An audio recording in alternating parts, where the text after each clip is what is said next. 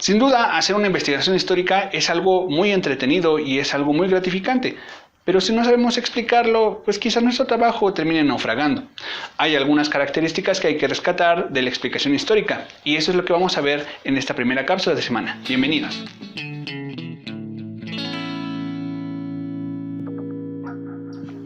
Como tal, la historia necesita ser explicada. ¿Por qué necesita ser explicada? Porque necesitamos justificar por qué se hizo o por qué se eligió esa parte del pasado que puede llegar a ser representativa para el objetivo que queremos. La explicación histórica tiene que ser buena porque eso es lo que le da coherencia y también le da veracidad a nuestro trabajo.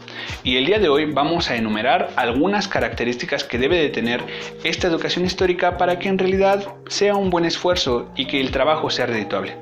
La primera característica de la explicación histórica es que debe de ser fáctica. Fáctica proviene de facto y facto significa hecho. Lo que quiere decir esto es que debe de ser real. La historia como tal debe de provenir de un acontecimiento que pasó, de algo de la realidad y no de la imaginación del historiador, porque desgraciadamente pasa en algunas ocasiones que el historiador imagina una situación y a partir de ahí desarrolla una explicación, y esto hace que carezca de veracidad. La segunda parte tiene que ser que la historia debe de ser comprobable.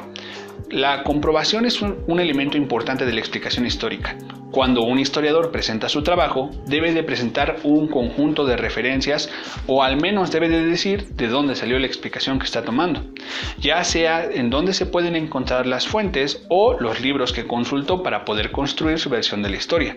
Cualquier persona debe de ser capaz de poder llegar a las fuentes con las cuales el historiador trabajó, porque de otra manera deberíamos de cuestionar de dónde sacó su información. La tercera característica como tal de la explicación de la historia es que debe de ser causal, y esto significa que el historiador debe poner bien en claros cuáles fueron los acontecimientos o los sucesos que llevaron hacia el producto que está investigando. Si un historiador no conoce bien las claves o no conoce bien los antecedentes que fueron los determinantes para lo que está presentando, pues en realidad no lo está haciendo de una manera correcta. Ningún suceso de la historia está aislado. La cuarta característica es que la historia como tal es secuencial, es decir, que se encuentra inmersa dentro del flujo del tiempo que fue el pasado. Como lo mencionamos, tiene mucha relación con el punto anterior en que la historia como tal no se encuentra aislada, y el historiador debe de ser capaz de poder comprobar que el acontecimiento que está presentando sucede en algún periodo del tiempo y lo que pasa antes y lo que pasa después o lo que se encuentra relacionado dentro de lo mismo, como bien lo dice la palabra, que forma parte de la secuencia de lo que es el pasado. El otro punto a rescatar es que la historia debe de ser generativa. ¿Esto qué quiere decir? Que el trabajo o la explicación histórica que estemos dando sirva para poder hacer más ciencia, que pueda ser el preámbulo para otra cosa. No hay nada peor en la historia que un historiador que está convencido de que su trabajo es la versión final de todas las explicaciones, porque está cerrando la puerta a los nuevos descubrimientos o a los nuevos puntos de vista que su trabajo puede generar.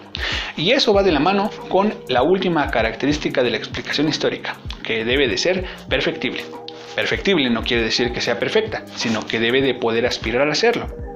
Quizás después de nosotros llega un historiador con mayor habilidad o con mayores elementos o recursos que puede tomar nuestro trabajo y añadiéndole elementos hacerlo mucho mejor. No debe de ser un motivo de envidia. Recordemos que al final todos los historiadores perseguimos la mejor versión de nuestra ciencia. Entonces, todo trabajo que hagamos debe de tener esa ventana para que alguna otra persona llegue después y haga una mejor versión de nuestro mismo tema. Que estas 6 características no falten en la explicación histórica para que le des veracidad y que pueda ser muy bien comprobable y muy útil para todo el gremio de historiadores y para la comunidad en general. Nos estamos viendo en la siguiente cápsula.